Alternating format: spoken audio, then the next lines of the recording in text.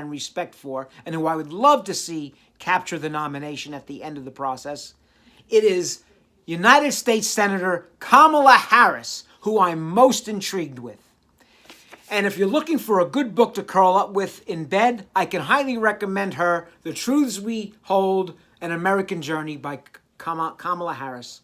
I strongly urge you to pick up a copy and read it.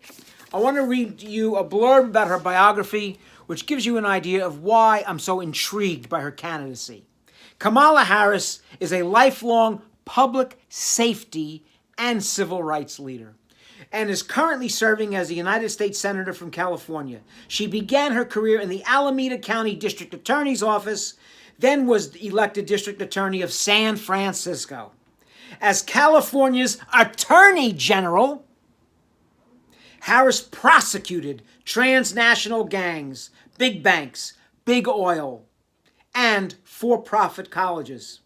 And if that's not enough, she fought against attacks on the Affordable Care Act, a woman after my own heart. The second black woman ever elected to the United States Senate, Harris has worked to reform our criminal justice system, raise the minimum wage, make higher education tuition-free for the majority of Americans, and protect the legal rights of refugees and immigrants. I just want to read a short passage, a short portion of her book to give you an idea of the heart that's behind Kamala Harris. As my mother's condition worsened, she needed more care than we could provide her. We wanted to hire a home health care aide to help her and me, but my mother didn't want help. I'm fine, I don't need anybody, she would say, even though she could barely get out of bed. There was a fight to be had about it, but I didn't want to have it. Cancer, the disease she devoted her life to defeating, was now wreaking havoc on her. Her body was giving out. The medication was making it difficult for her to function, to be herself. I didn't want to be the one who took her dignity away. She ended up in the hospital not long after that. That was when I started to see another change. For as long as I could remember, my mother loved to watch the news and read the newspaper. When Maya and I were kids, she'd insist we sit down in front of Walter Cronkite each night before dinner. She loved to digest everything that was happening in the world. But suddenly, she had no more interest. Her mighty brain had decided it had had enough, though she still had room for us. I remember that I had just gotten into the Attorney General's race, and she asked me how it was going. "Mommy, these guys are saying they're going to kick my ass." My mother had been lying on her side. She rolled over, looked at me, and just unveiled the biggest smile. She knew who she had raised. She knew her fighting spirit was alive and well inside me. One night, Maya, Tony, Mina, and I were all at my mother's house when Aunt Mary and Aunt Lenore, who had flown into town, came for a visit. I decided to cook again. I'll never forget that night. I was making Alice Waters' recipe for beef stew. I had browned the cubes of beef, and they were cooking down in red wine. And all of a sudden, my brain figured out what was happening around me. I started to hyperventilate, short breaths in and out. I felt like I might faint. All of a sudden, the delusion was gone.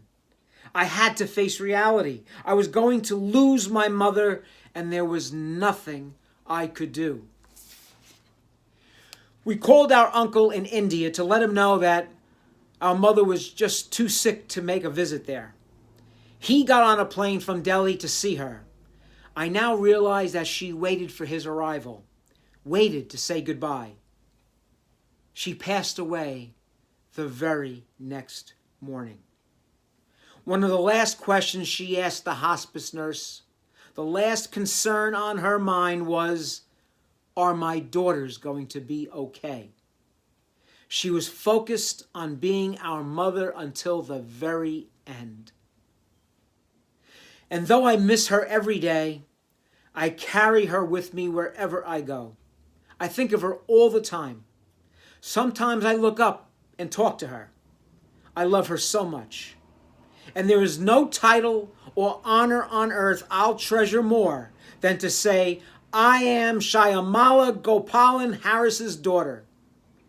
That is the truth I hold dearest of all. And just to finish up, the last thoughts of Kamala Harris in her book are as follows.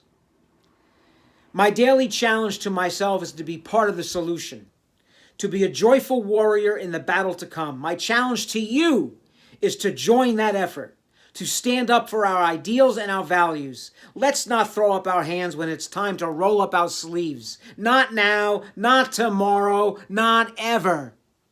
Years from now, our children and our grandchildren will look up and lock eyes with us.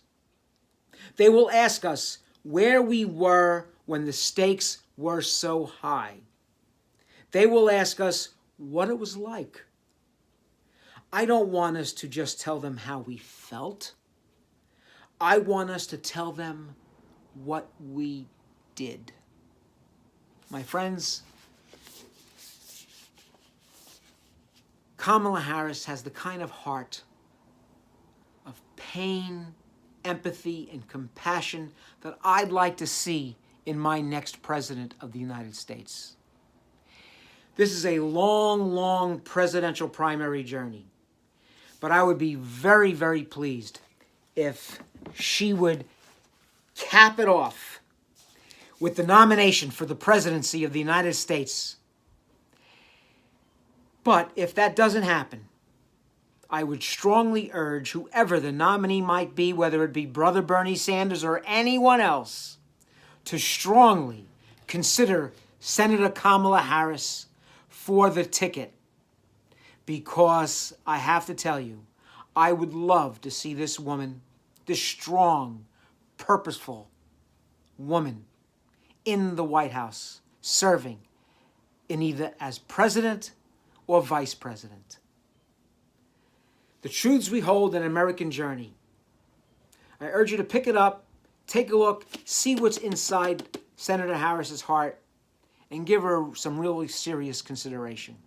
Like I said, this is a long, long presidential primary journey, and I have no idea what it's going to be like at the end of the process.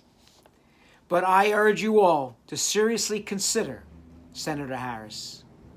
Just as I cheer on my very good friend, Senator Bernie Sanders, who I have deep respect and admiration for, I also would like to see Senator Kamala Harris at the end of this process with a spot on the ticket.